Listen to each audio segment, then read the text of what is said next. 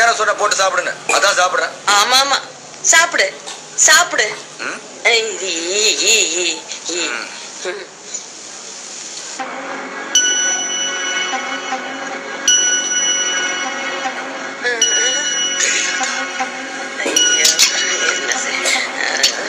அது என்ன கிடக்குது மூஞ்சியில? கொஞ்சம் இருந்த பாரு. மூஞ்சி நல்லா தானே இருக்குது, என்ன வளர்ந்து இந்த கிழவி?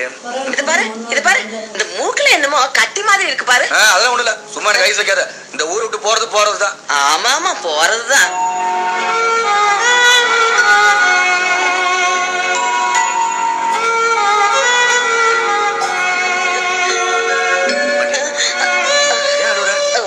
ஒண்ணுமில்ல ராசா, நீ சாப்பிட்டு.